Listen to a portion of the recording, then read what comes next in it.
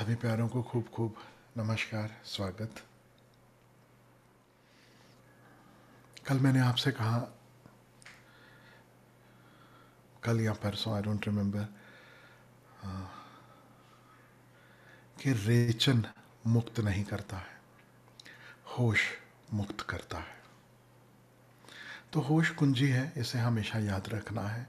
और होश जो है वो अनेक अनेक ढंगों से उसे तलाशा गया, खोजा गया, और संतों ने, ऋषियों ने अनेक अनेक ढंगों से होश का प्याला हमें पिलाने की कोशिश की, जिसे हम योग कहते हैं, साधारणतः जिसे योग कहते हैं, जिसमें आसन है, प्राणायाम इत्यादि है। तो आसन तो सारी दुनिया कर रही है, प्राणायाम सारी दुनिया कर रही है, लेकिन क्या आसन मुक्त करेगा? नहीं। क्या प्राणायाम मुक्त करेगा? नहीं। मुक्तिदायी है होश। आसन प्लस होश, तब मुक्ति। प्राणायाम प्लस होश, तब मुक्ति संभव है, तभी योग है। नहीं तो आसन केवल एक्सरसाइज है, प्राणायाम भी एक तरह का व्यायाम ही है। वह योग कब बनता है? जब उसमें होश जुड़ जाता है। बिना होश के योग नहीं है। Remember that. तो योग तो एंशियंट है, हमारे ऋषियों ने जाना, महर्षि पतंजलि ने खोजा कि जब आप तरह तरह के आसन करते हो तो एक तरफ तो व्यायाम हो जाता है, एक तरफ तो शरीर सधने लगता है, एक तरफ तो आप धीरे धीरे अपने लिए एक सिद्ध आसन खोजने में सक्षम हो जाते हो। लेकिन एक और बहुत महत्वपूर्ण बात है जो अक्सर ख्याल में नहीं आती, कि जब आप तरह तरह के आसन करते हो, उसके साथ अगर होश जुड़ जाए तो शरीर के साक्षी होना सरल है। मुद्राएं हैं, तरह तरह की लोग मुद्राएं करते हैं। अभी देयर इज़ अ होल मुद्रा विज्ञान। वो विज्ञान क्या कहता है कि ये 5 उंगलियां जो है, ये 5 तत्व का प्रतीक है ना। और जो तत्व को पकड़ो वह मदद करेगा। आप उस तत्व के नीचे अगर उंगली रख देते हो तो वो तत्व कम होने लगता है, आप उसके ऊपर छूते हो तो वह तत्व बढ़ने लगता है। और ये सारा का सारा विज्ञान अल्टीमेटली फिजिकल साइंस के रूप में देने की कोशिश की जा रही है। हेल्थ के लिए इसे सिखाया जा रहा है, लोग सीख रहे हैं कि ये वाली मुद्रा करो तो हार्ट अटैक से बच सकते हैं, ये मुद्रा करो तो ये होगा, वो होगा। लेकिन असली कुंजी मुद्रा के पीछे भी होश है। होश पूर्वक शरीर की कुछ मुद्राएं हैं जिससे आप अपने भीतर धीरे धीरे शांत, सहज होने लगते हो। और यह मुद्राएं होश को गहराने में मदद करती हैं।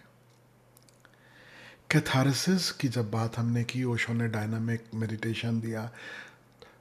कैथारसिस क्या है? जब आप हवा में पंच मार रहे हो, जब आप चीख रहे हो, चिल्ला रहे हो, आप तकिए को पीट रहे हो, या हवा में ही आप हाथ पैर पटक रहे हो, these are nothing but, you can call them mudra. वो मुद्राएं बना रहा है शरीर, या अलग अलग तरह के आसन, अलग अलग तरह के पोज बना रहा है शरीर, है ना। उसके साथ जब होश जुड़ गया तभी वह मुक्तिदायी हो सकता है, अन्यथा नहीं। तभी वह कारगर हो सकता है, अन्यथा नहीं। नहीं तो कैथारसिस की भी आदत पड़ जाती है, रोज कैथारसिस करो, रोज चीखो, रोज चिल्लाओ, रोज जिब्रिश कर लो। पंजाबी में कहावत है, पंचा दा कहना सिर मत्थे, पर नाला उथे दा उथे। यानी all the effort goes down the drain. Nothing really changes, nothing really transforms. तो कई लोग चाहते हैं, सोचते हैं कि कुछ रिलीज़ हो जाएगा तो एक हल्कापन हो जाएगा तो मैं उससे मुक्त हो जाऊंगा। नहीं, रिलीज़ कुंजी नहीं है, रिलीज़ के साथ साथ होश आवश्यक है। और असली बात मैं आपसे कहूं, अंतिम बात इस विषय पर, मुद्राएं सहारा है, आसन सहारा है, प्राणायाम सहारा है, रेचन सहारा है। बिल्कुल ऐसे ही जैसे दवा की गोली आप डॉक्टर से पूछते हो कैसी लेनी है, तो एक डॉक्टर कहता है पानी के साथ ले लो, एक कहता है दूध के साथ ले लो, एक कहता है इसे पीस कर शहद के साथ घोल के ले लो। अलग अलग ढंग। इनमें महत्वपूर्ण क्या है? न दूध, न शहद, न पानी। सबसे महत्वपूर्ण क्या है? वो गोली किसी तरह आपके भीतर उतरनी चाहिए, और वो गोली है होश, वो गोली है साक्षी भाव, वो एक गोली है विटनेसिंग कॉन्शियसनेस, कि जो भी हो रहा है हम देख सकें यह मुझसे भिन्न है। हम जो हो रहा है उससे किनारे खड़े होकर देखना शुरू करें, और यही ध्यान की वास्तविक कुंजी है।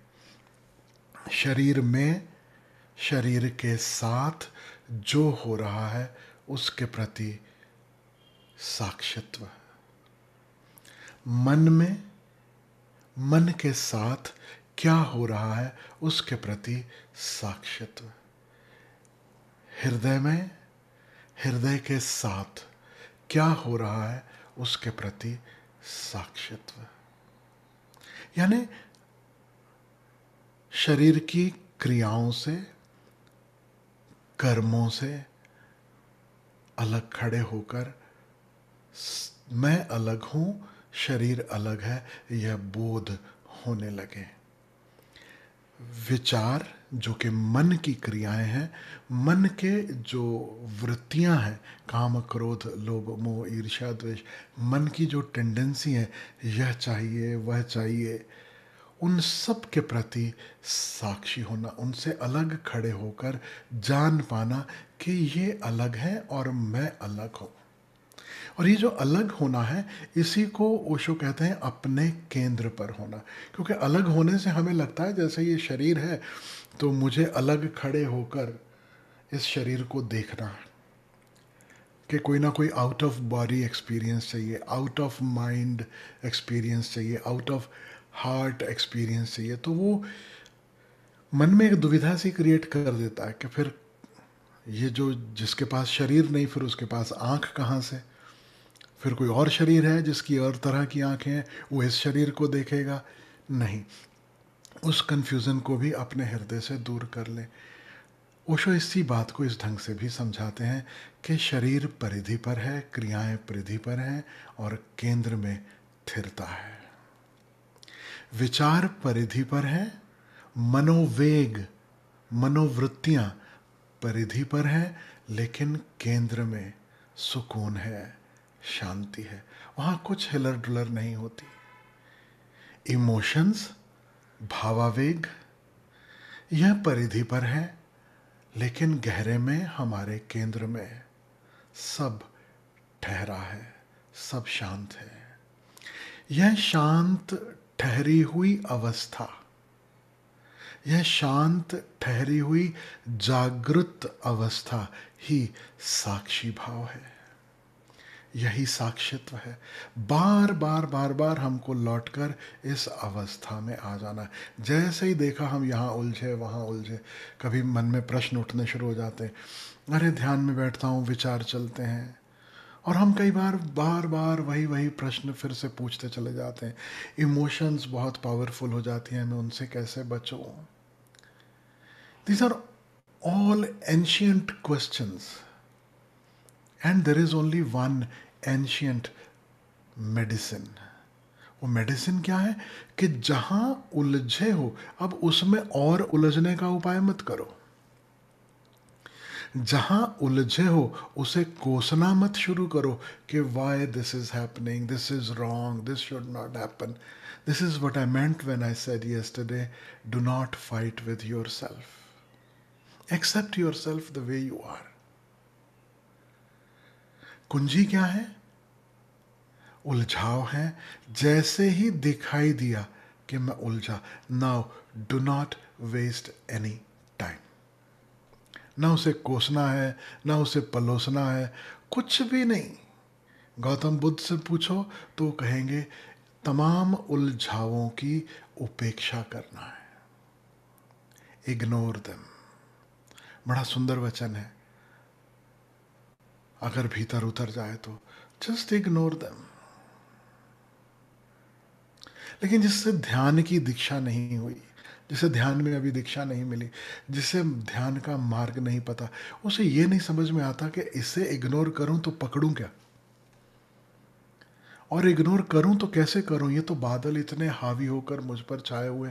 How to be free from them, how to ignore them, how can anybody ignore these, they are there right here right now.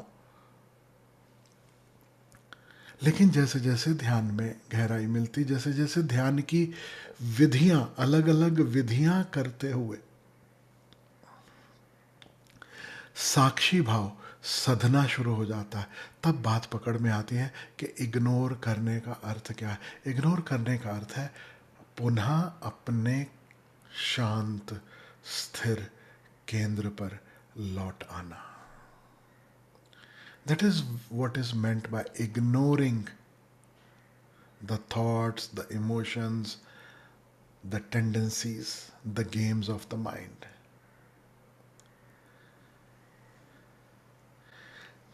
केंद्र की झलक जिसको भी मिली, एक बार भी मिली तो बार बार मिल सकती है, और जब बार बार उस केंद्र की झलक मिलती है विधियां करते हुए मार्गदर्शन में, तब एक समय ऐसा आता है कि ना विधि की जरूरत रहेगी, ना मार्गदर्शन की जरूरत रहेगी। दिल के आईने में है तस्वीरें यार, जब जरा गर्दन झुकाई देख ली। तो गर्दन झुकाने का अर्थ ऐसा मत समझ लेना कि ये फिजिकल गर्दन को झुकाना है। गर्दन झुकाने का अर्थ है कि आंख मुड़ी अपने केंद्र की ओर, अपने भीतर की ओर। और वो केंद्र हमारे हृदय नहीं है, खोपड़ी तो बिल्कुल भी नहीं है, वह हमारा हृदय भी नहीं है। हृदय से भी नीचे नाभि के पास वह केंद्र है। जैसे हम मां के साथ गर्भ में नाभि से जुड़ते हैं, आपने कभी सोचा कि बच्चा पैदा होता है तो वो हमेशा नाभि से क्यों जुड़ा है, जबकि इस जगत में सबसे ज्यादा महत्वपूर्ण तो ये खोपड़ी लगती है। परमात्मा की इंजीनियरिंग है, और जो इतना बड़ा इंजीनियर है कि वो कहीं से कुछ भी जोड़ तोड़ लेता है, तो वो चाहता तो मां के साथ हमें अपनी खोपड़ी से नहीं जोड़ सकता था? वो सर से जोड़ देता, उंगली से जोड़ देता, कोहनी से जोड़ देता, पीठ से जोड़ देता, पैर से जोड़ देता। नाभि से क्यों जोड़ा? कोई आश्चर्य नहीं है कि बच्चा जब जन्म लेता है, यानी when the an unmanifest starts to manifest, it is connected through the navel center, because just like a child is connected to the navel of the mother, we are connected with this universe through our navel center. हम अपने नाभि केंद्र से इस परम परमात्मा से जुड़े हैं। वहीं द्वार है परमात्मा का।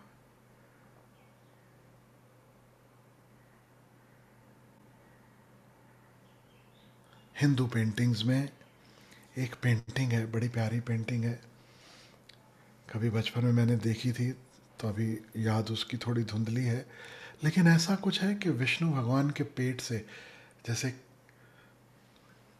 कुछ खिल रहा है और ऊपर वो कमल की भांति खिल जाता है, जैसे stem of the lotus and then the roots are in the navel center. नाभि में जड़ें हैं और नाभि से वो कमल खिलता है और ऊपर यूं कमल खिला है। प्रतीक है, नाभि से हम इस अस्तित्व से जुड़े हैं। इसलिए गर्दन झुकाने का महत्व, यानी अपने भीतर मुड़ने का। ओशो बार बार कहते हैं The whole inner journey is moving from the head to the heart, from the heart to the hara center. पहले हम लोग ये वर्कशॉप कई बार करवाते रहे, उसका नाम ही था 3H मेडिटेशन. 3H यानी head, heart, hara. How to move from the head to the heart to the hara center. वह हमारे जीवन का केंद्र है. वह जो स्थिरता है, वह जो शांति है, वह भी नाभि केंद्र पर. रावण को कहाँ तीर लगा जिससे मृत्यु हुई? नाभि केंद्र पर.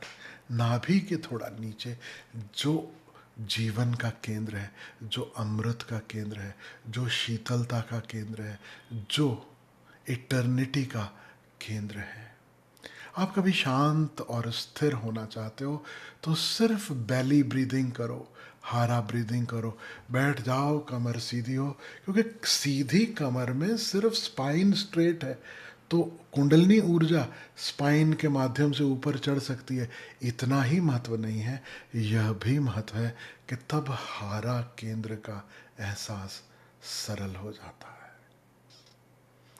और जब तस्वीरें देखते हो शिव की समाधि में बैठे हैं, किसी भी योगी को देखो समाधि में बैठे हैं, आंख बंद है, बैठे हैं.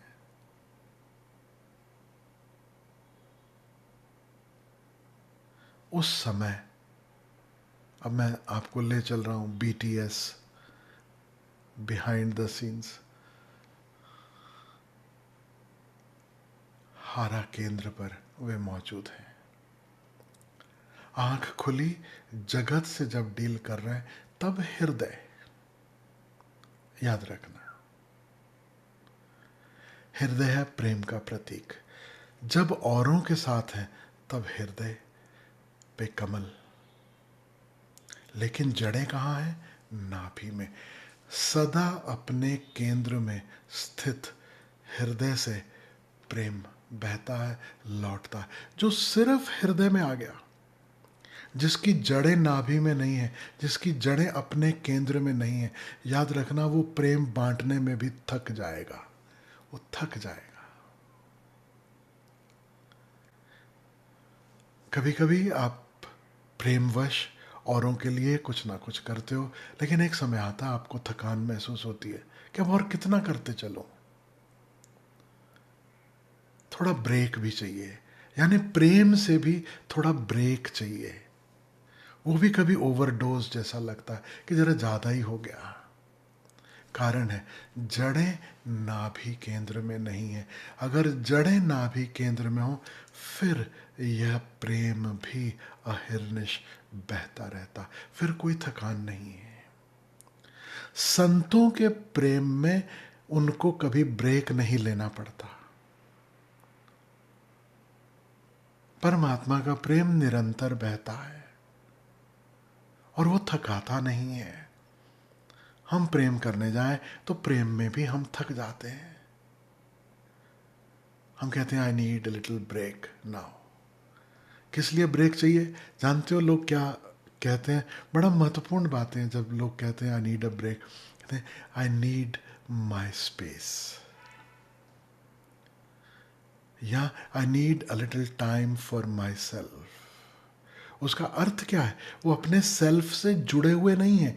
वो हृदय पर तो है, हृदय पे तो पहुंचे, लेकिन अपने केंद्र से जुड़े हुए नहीं थे. और जहां जड़ें नहीं है तो कमल बह जाता है, बह जाता है. जड़ों को मजबूत करने की भी जरूरत पड़ती है. जड़ों को खाद पानी देने की भी जरूरत पड़ती है. केंद्र में स्थित होना महत्वपूर्ण है. केंद्र में स्थित व्यक्ति जब चाहे हृदय से कार्य ले सकता है. केंद्र में स्थिर व्यक्ति जब चाहे मस्तिष्क से कार्य ले सकता है. हमारे साथ उल्टा है. हम पूरा समय मस्तिष्क में जीते हैं.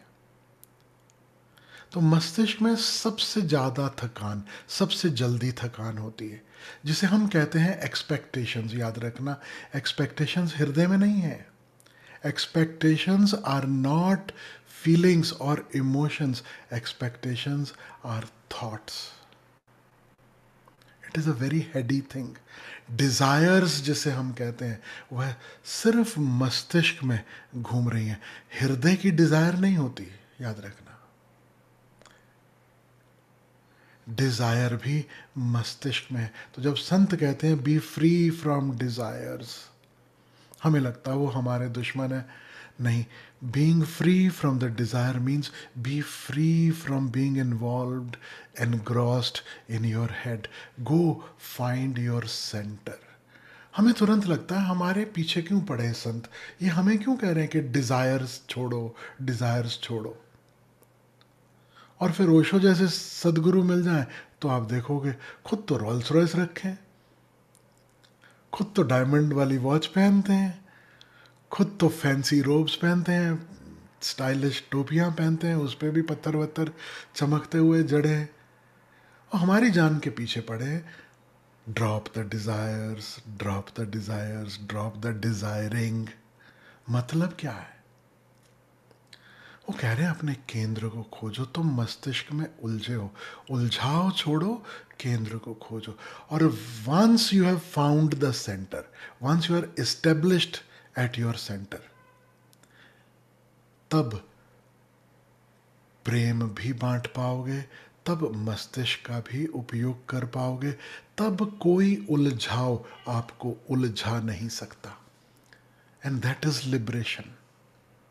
जब आप कहीं उलझते नहीं हो, जब कुछ आपको उलझा नहीं सकता. तो जो भी व्यक्ति लिबरेशन खोज रहा है, अब उसे नाम कोई भी दो, उसे कहो परमात्मा, उसे कहो एनलाइटनमेंट, उसे जो कहना चाहो,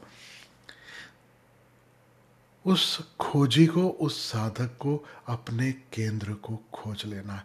और वह केंद्र सदा सदा जागृत है. वह केंद्र विटनेसिंग कॉन्शियसनेस है. वह साक्षित्व है, एफर्टलेस विटनेसिंग. एक साक्षी भाव है जब आप साक्षी होने का प्रयास कर रहे हो, आप कोशिश कर रहे हो, देयर इज एन एफर्ट. लेकिन एक एफर्टलेस विटनेसिंग है, वो बस है. सोते जागते उठते बैठते शब्द सुनते हो ना, ऐसी प्रीत करो मन मेरे, आठ पहर प्रभ जानो नेरे. आठों पहर वह परमात्मा हमें अपने में समाये है, हम उसमें हैं. उसकी मौजूदगी को महसूस करो. कहो उसे परमात्मा, कहो उसे साक्षित्व.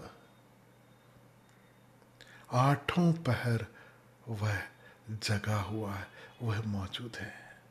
हम उलझ जाते हैं. The moment we come back to the source, the moment we come back to the center, we realize we are that witnessing consciousness. We are not the desiring, we are not the body, the mind, the emotions, but that centered awareness. तो धीरे धीरे हर ढंग से वहीं लौटना है.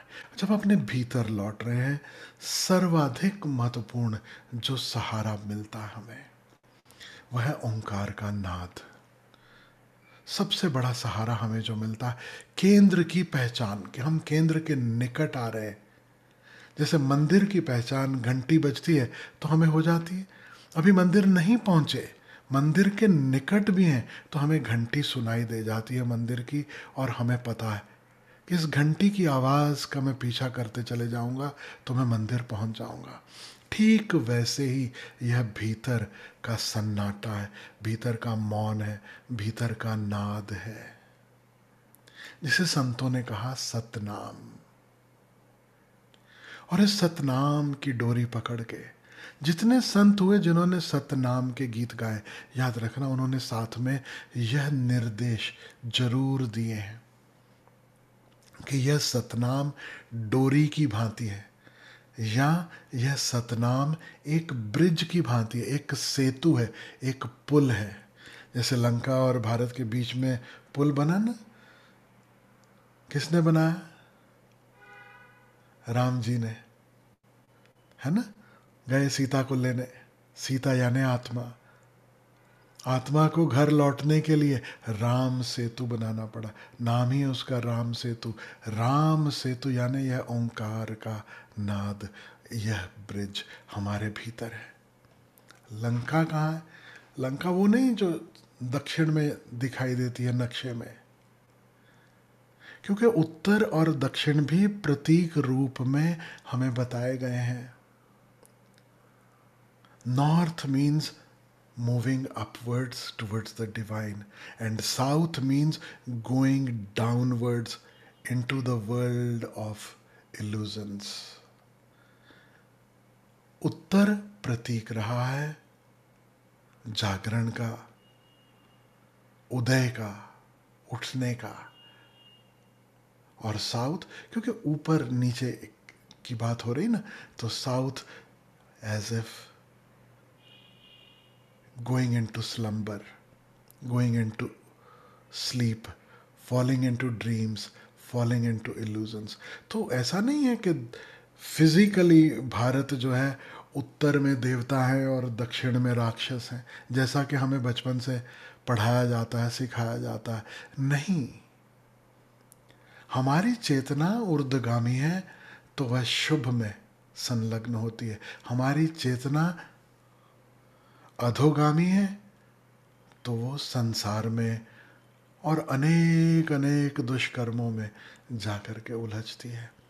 तो राम सेतु है जो सबसे नीचे। हमें क्या, ऑस्ट्रेलिया तो दिखाई नहीं दिया, ऑस्ट्रेलिया तक सेतु बनाना भी मतलब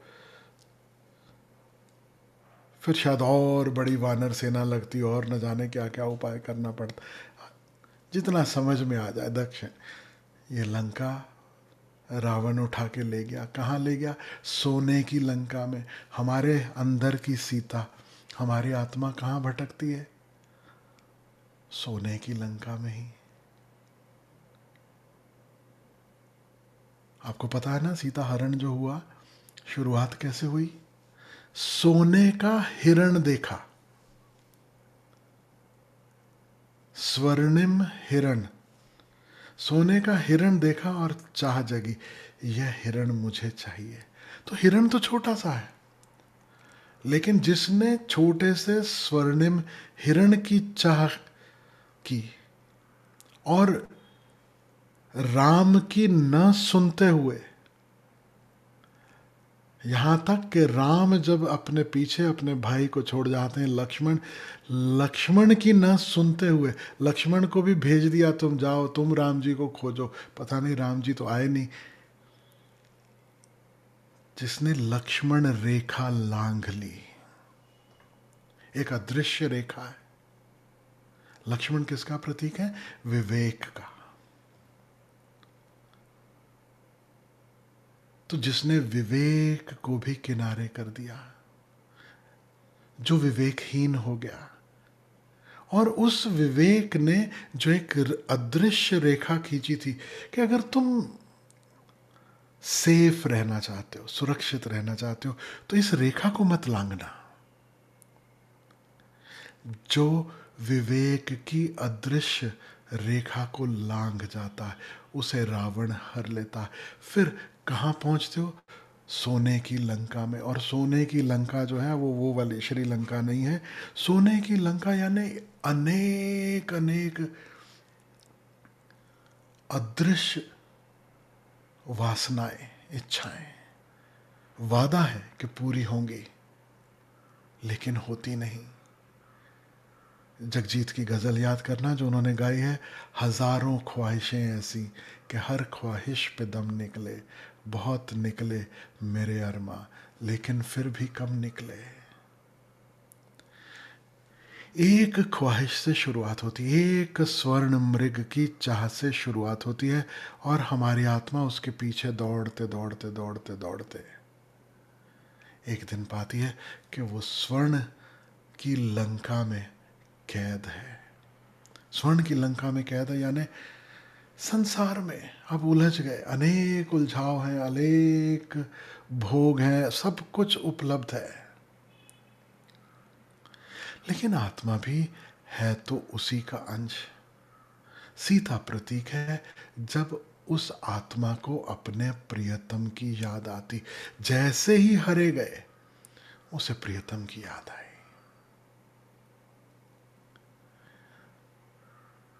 वो रावण की नहीं हो जाती, वो लंका की नहीं हो जाती। वो पाती है मैं लंका में हूं, लेकिन उसका चित्त सदा राम में है। कल पूछ रही थी ना सुधा, एक जकड़न महसूस होती है, एक बंधन महसूस होता, लगता है तोड़ के उससे पार हो जाओ। ये तुम्हारे भीतर की सीता तुम्हें याद दिला रही है कि तुम लंका में कैद हो, और मुक्ति कब होगी? जब तुम राम के पास पहुंचोगे, उसके पहले मुक्ति नहीं है। फिर रामदूत आते हैं, आपने देखा कितनी प्यारी कथा। I don't plan to talk about this, लेकिन वो कथा ही इतनी प्यारी है। फिर रामदूत आते हैं, हनुमान जी राम का संदेश लेके आते हैं, उनकी अंगूठी लेके आते हैं। क्योंकि रामदूत जब आता है तो उसका रूप विचित्र देख करके सीता भी घबरा जाती है। उससे लगता है ये पता नहीं ये क्या खेल हो रहा है, ये कौन है। हम भी तो घबरा जाते हैं रामदूत से, कि नहीं घबराते? ये कौन आ गया? अब किसी की लंबी पूंछ, किसी के लंबे बाल,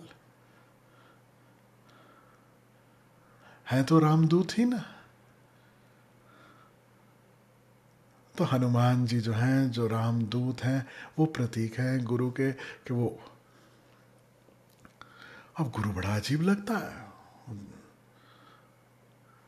हनुमान जी का जो प्रतीक है, ही इज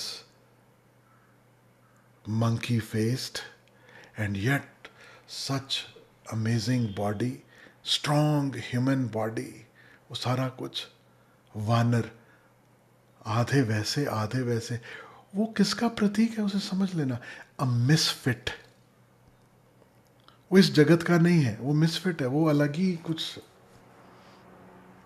लगते हैं। और जितने, अगर सच में ही कोई गुरु है तो याद रखना वो थोड़ा तो अलग ही लगेगा, और उसे एक्सेप्ट करना इतना आसान नहीं है।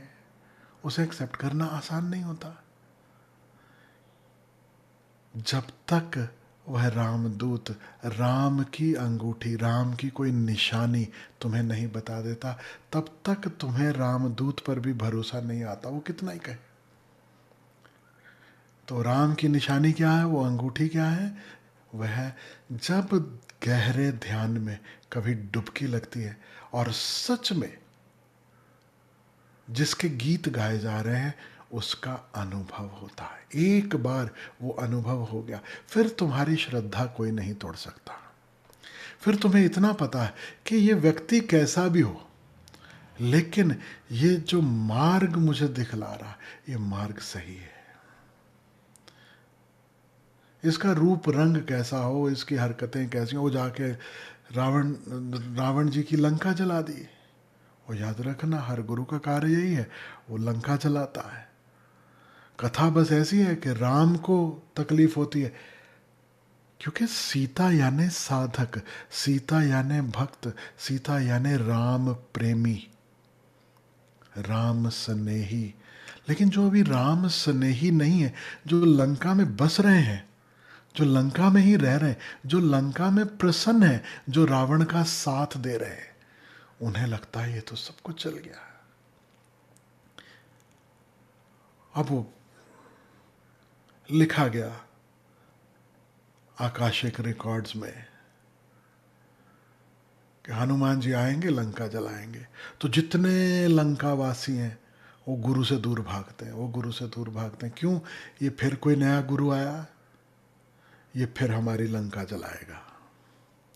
हमने बा मुश्किल सब सजाया, बा मुश्किल हमने ये चकाचौंध खड़ी की है, बा मुश्किल हमने कोशिश की है लोगों को लुभाने की, खींचने की, और ये आके इसी को जलाकर राख कर देगा। यानी ये सारा इच्छाओं का संसार का खेल, ये उसे जलाने आ गया।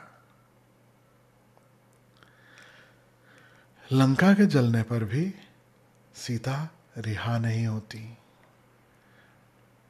सीता सिर्फ प्रतीक्षा करती है। राम आते हैं, सीता को लेकर जाते हैं। हमारे साथ भी कुछ ना कुछ ऐसा ही होगा।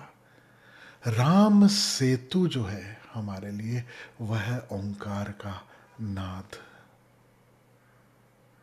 वो पत्थर कैसे तैरे उस सेतु पर जानते हो? हर पत्थर पर राम लिखा गया, तभी वो पत्थर तैरता।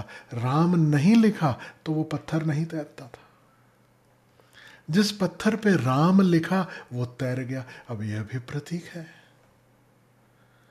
हमारा बोझ कितना भी हो, हमारे बंधन कितने भी बड़े हों, पत्थर यानी अनकॉन्शियस, इनएनिमेट, अनकॉन्शियस, लेकिन जैसे ही उस पर राम लिखा जाता, यानी जिसके हृदय में राम उतरने लगे, वह सारे बोझ से मुक्त हो जाता है और वो भवसागर के ऊपर ऊपर तैरने लगता है। भवसागर के ऊपर ऊपर तैरने लगता है। न केवल स्वयं तैरने लगता है, बल्कि दूसरे भी उस पे चल के उसके संग भवसागर को क्रॉस कर सकें, पार कर सकें, उसका भी उपाय बन जाता है। तो हमें हमारे हृदय में वह राम लिखना है। हमें राम सेतु बनाना है, हमें राम सेतु बनना है। कैसे? अब यह जैसे ही भीतर ध्यान में डुबकी लगी और राम नाम प्रकट हुआ, जब यह नाद प्रकट हुआ,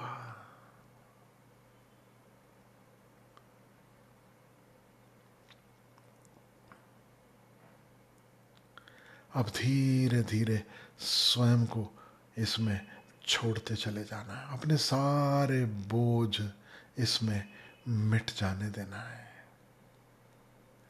इसी में लीन हो जाना है। राम ही बचे, हम विदा हो जाएं। तो संतों सदगुरु ने क्या निर्देश दिए?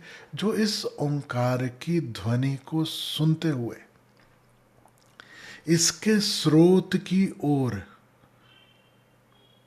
उन्मुख होता है, वह सीधा परमात्मा के घर पहुंच जाता है,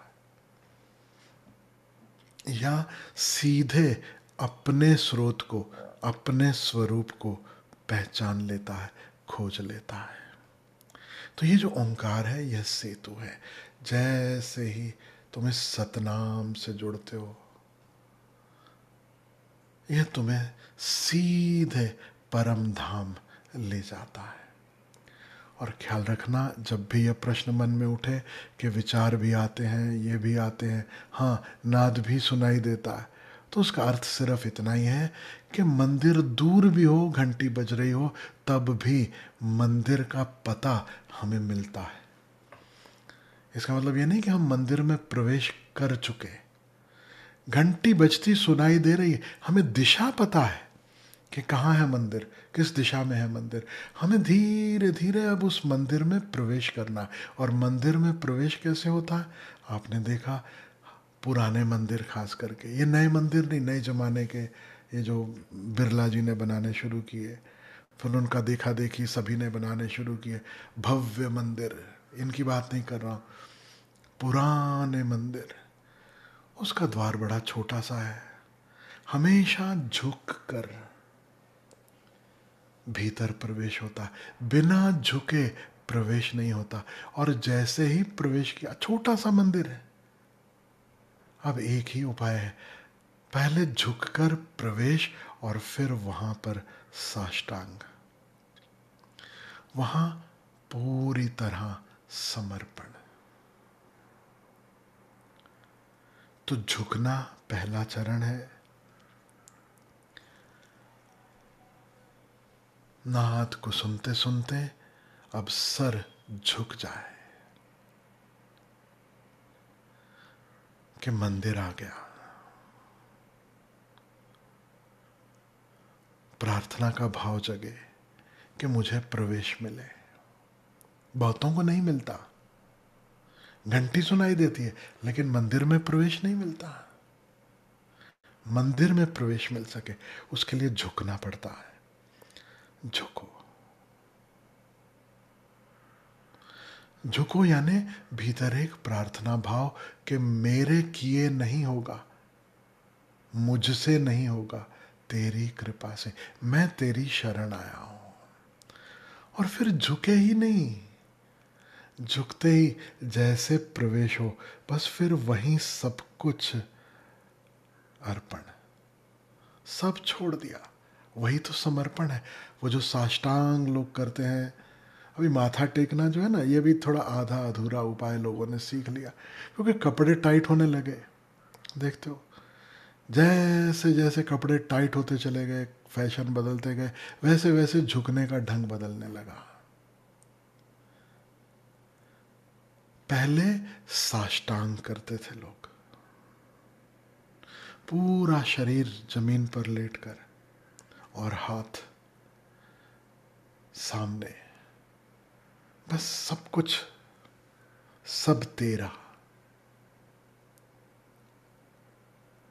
फिर धीरे धीरे लोगों को थोड़ी जल्दी भी रहती है, थोड़े कपड़े भी बदल गए, जीने का ढंग बदल गया, तो उन्होंने कहा कि माथा टेक लेते हैं। तो घुटनों के बल बैठे और झुक के माथा टिका दिया और फिर वापस हो गए। फिर समय बदलता है, लोगों को और जल्दी मचनी शुरू हो जाती है धीरे धीरे। फिर लोग पूरा झुकते भी नहीं, वहीं सामने खड़े होके बस यूं सर झुका लेते हैं। भाव है कि मेरा माथा आपके चरणों में चला गया, बस उतना भाव करके निकल आते हैं। फिर धीरे धीरे और व्यस्तता बढ़ती गई, लोगों के पास समय और कम होता चला गया। भगवान इत्यादि परमात्मा को कौन याद करे, काम कितने हैं, इतने काम, अब राम के लिए समय कहाँ से निकाले। तो लोग क्या करते, अंदर भी मंदिर के नहीं जाते, घंटी बजा के वहीं से प्रणाम करके निकल जाते। आपने देखा होगा बहुतों को। अब जूता उतारो, ये करो, वो करो, कौन अंदर जाए, इतनी मेहनत सब कौन करे। बाहर से घंटी बजाओ, प्रणाम करो, निकल लो। अब तुम सोच लेना तुम कौन से वाले हो जब तुम नाद सुनते हो और डुबकी लगाने का उपाय करते हो। फिर कई लोग ऐसे भी हैं जो घंटी भी नहीं बजाते, मंदिर के बाहर दूर से निकलते हुए जहां पे मंदिर आया वहां पे प्रणाम कर लिया। एक क्षण भर को मंदिर के सामने, रोड की दूसरी तरफ से जा रहे हैं, मंदिर दूसरी तरफ है, बस उसी तरफ मंदिर की ओर मुंह करके वहीं से प्रणाम करेंगे और निकल जाएंगे। फिर कुछ लोग और भी व्यस्त हैं, वो इतने व्यस्त हैं वो अपनी गाड़ी में जा रहे हैं। ड्राइवरों को देखा होगा आपने, जब मंदिर के पास से गुजरे तो मंदिर की तरफ चलाते चलाते गाड़ी बस यूं देखते हैं, ऐसा करके आगे बढ़ जाते हैं। और कुछ होशियार ड्राइवर हैं, उन्हें लगता है यार घंटी भी बजानी चाहिए, तो घंटी तो नहीं बजा सकते, तो वो हॉर्न बजा देते हैं, पी पी, भगवान जी इकड़े, मैं इधर है।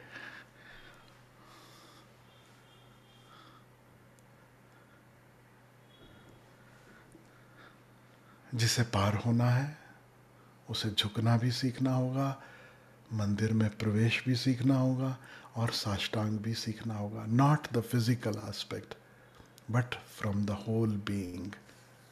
छोड़ा तो छोड़ा, समर्पण हुआ तो हुआ, अब बात खत्म।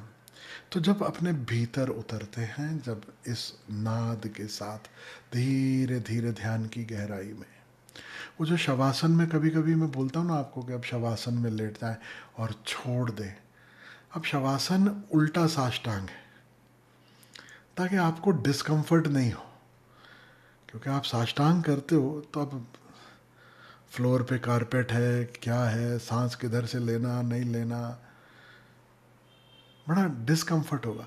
चलो, परमात्मा सिर्फ इधर ही नहीं है, उधर भी है, तो you can lie down in shavasana.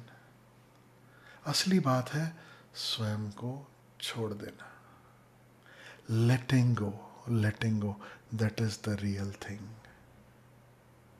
स्वयं को छोड़ दिया, अब बस, अब दुनिया आ रही जा रही, जो भी हो रहा है, इट डजंट मैटर। वो घंटी बज रही है, सन्नाटा है, आप मंदिर में प्रवेश कर गए। पुराने मंदिरों में खिड़कियां भी नहीं होती, एक छोटा सा दिया जल रहा किनारे पर। बड़े प्यारे साधु हैं, अब शरीर में नहीं है, कई सालों से, बहुत समय से नहीं है, मैं तो कभी भी मिला नहीं उनसे, लेकिन उनकी साधना स्थली है शमशान में। तो मैं अक्सर चले जाता हूँ वहाँ शमशान पे, जाके कभी बैठता हूँ। तो ये लॉकडाउन के चक्कर में नहीं गया, अभी इस बार गया। और आप अंदर जाओ तो आपको कुछ दिखाई नहीं देगा, एक खिड़की नहीं, बस किनारे पे एक छोटा सा दिया जल रहा है, उसकी ज्योति ही दिखाई देती है। फिर धीरे धीरे धीरे धीरे आंखें अभ्यस्त होंगी तो फिर दिया दिखाई देगा, वो कहाँ पड़ा है दिया वो दिखाई देगा, फिर अंदर का धीरे धीरे धीरे धीरे सब खुलना शुरू होता है। पुराने मंदिर की बात कर रहा हूँ। आप गए और बस सुम,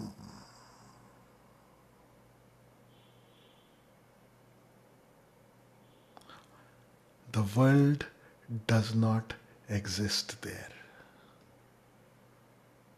समाधि की जब इंस्ट्रक्शंस देता हूँ आपको, आपको ख्याल में होगा, सबसे पहला जो मैं सुझाव देता हूँ, जब मैं कहता हूँ हरिओम तत्सत, संसार विदा हुआ, यानी अब तुम मंदिर में प्रवेश कर गए।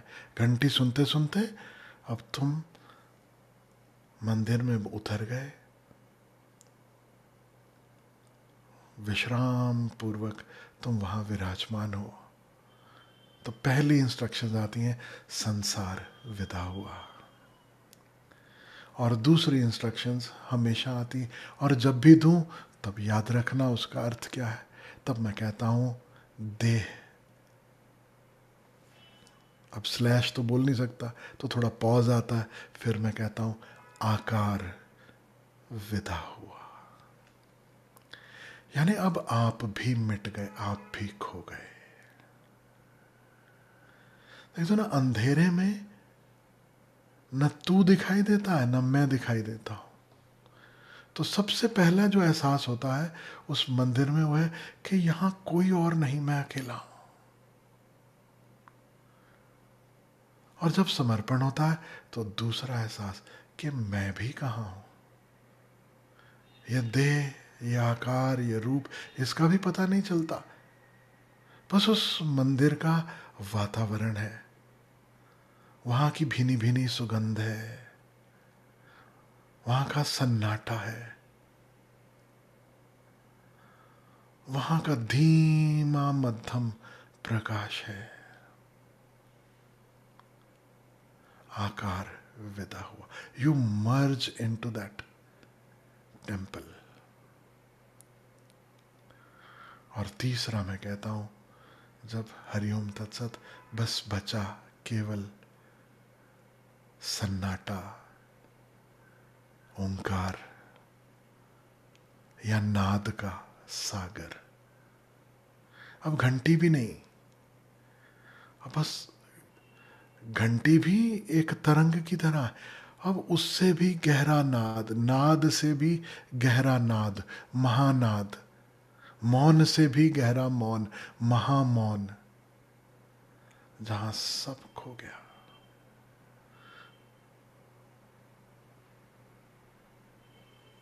हरिओम तत्सत और काम तमाम।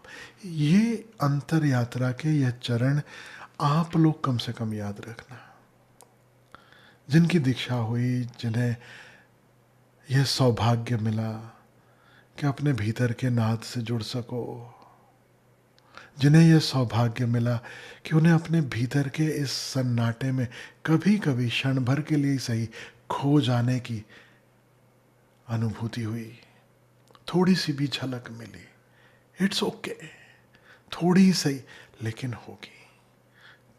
तुम मंदिर जाते रहो, साष्टांग करते रहो, एक दिन वह भी आएगा जो मैं कह रहा हूं वो सार्थक हो जाएगा, कुछ भी नहीं बचा। सुन,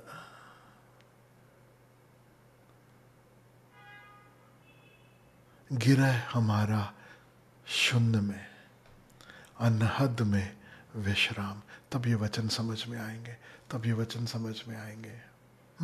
तो ये हमारी अंतर यात्रा है। और एक चीज़ और मैं कहना चाहता हूँ, कबीर साहब ऐसे अनूठे संत हैं, वो जब सतनाम कहते हैं उसके साथ एक शब्द और कहते हैं, वो है साखी। तो कभी किसी कबीर आश्रम में जाओ तो देखो तो वहाँ सिर्फ सतनाम नहीं लिखा रहता, उसके साथ साथ यह भी लिखा रहता है साखी। सतनाम साखी, सतनाम साखी। दैट साखी इज साक्षी। जब तुम मिटते हो उस सागर में, तब तुम पाते हो वहां सिर्फ वह जागरूक चेतना है। Just that witnessing consciousness remains, nothing else.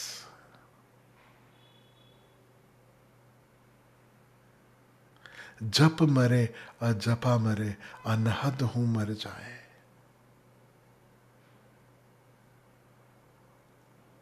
सब मिट जाता है, राम स्नेही न मरे।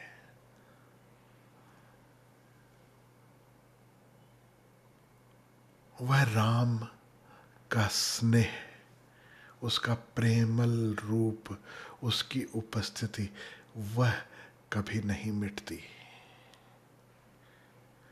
वह जागरूक है। उसे होश कहो, उसे प्रेम कहो, दोनों एक ही के नाम है। वो ऐसी जगह है जहाँ ये सारे संबोधन समाप्त हो जाते हैं।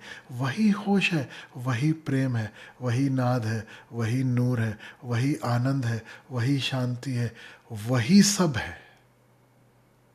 वहाँ कुछ ऐसा है ही नहीं जो वही नहीं है।